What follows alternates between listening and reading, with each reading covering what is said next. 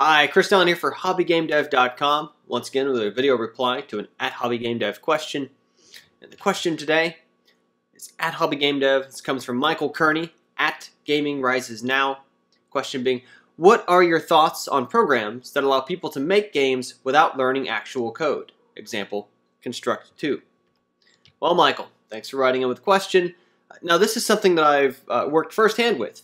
Back when I worked with ZipZap Play, later became PopCap San Francisco, we were working on a website called playcrafter.com, which is a site that let kids build games without having to do any code, just by dragging and dropping and snapping elements together.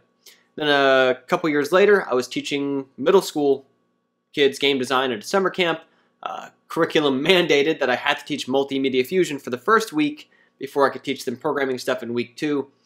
And so I've dug pretty deep into these sort of tools. Now I will say I haven't used Construct 2 directly. My experience across most of the other tools out there that try to let you build games without using actual programming is that they get you very fast results. They can be very rewarding in that sense, especially if someone's younger or very new to it. And if you just want to dabble in game design and sort of like scenario design, laying out some puzzles, it can be a kind of a good way to just try it out. Now that said, very rapidly though, what winds up happening is it becomes hard to differentiate your output from anybody else's who has that tool. They wind up being especially good for certain types of things in many cases, and you wind up seeing just sort of a factory churning out these very particular styles of games. And then again, if your goal is to make the kind of game that those tools are especially well suited, that whatever tool you choose is especially adept at making, that might be a fine way to do it. I've also got some peers in indie game development as well as in hobby game development who got started using tools that were largely programming agnostic or minimized the programming needed. Did some pretty neat projects with that, just as a way to develop their sophistication around level design, around gating, around some of those kind of challenges, and then migrated from there toward coding their own engine platforms.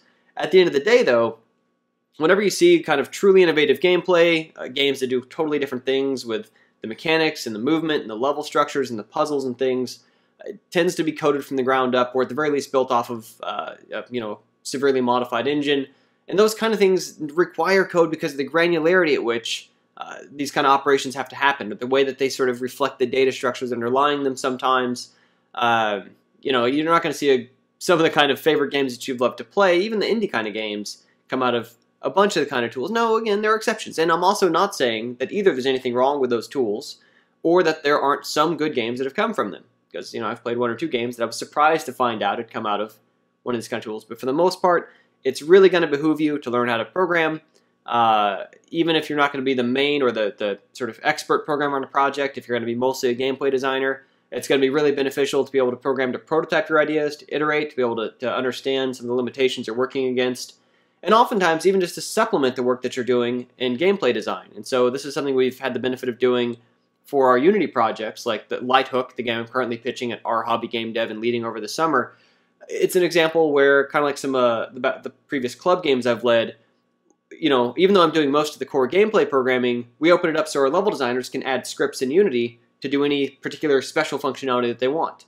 And so if they want some sort of special door behavior, if they want some sort of special tripwire, or some of the sort of neat triggering action that's particular to how their level works, to build a puzzle out of it or whatnot, they can do that as long as they have just at least a little bit of programming comfort. And so I do encourage folks of all types who want to work on game development at the small scale, it's going to really be beneficial to learn some programming. Now, if folks are trying to figure out, okay, well, how do I get started in programming? My typical recommendation is I do have a series of videos on learning processing, which is sort of Java-based game programming for real-time interactive visuals and sound. These are some videos that I put together back when I was a TA at Georgia Tech, and they just sort of walk you through some of the basics of programming. Now, it's never my expectation that anyone should stick with processing in the long term, but I think it's a great launch point from there into Unity or there into whatever more modern or other platform, whether it's SDL, XNA, Mono, etc., that you might want to work with, because those current cutting-edge platforms, they change very rapidly. Any given time, whatever one you're learning has particular quirks to it, and then before you know it, a year later, it's a different one with different quirks. Whereas I think something like processing forms a really common, strong foundation to build off of to then learn the ins and outs of whatever sort of long-term distribution platform you want to work with next, for sort of projects ready for deployment. But anyway, so my thoughts about programs that allow people to make games without learning actual code. I think they're great for the very young, or great for people who are totally new to it. I just want to kind of get a feel for making games.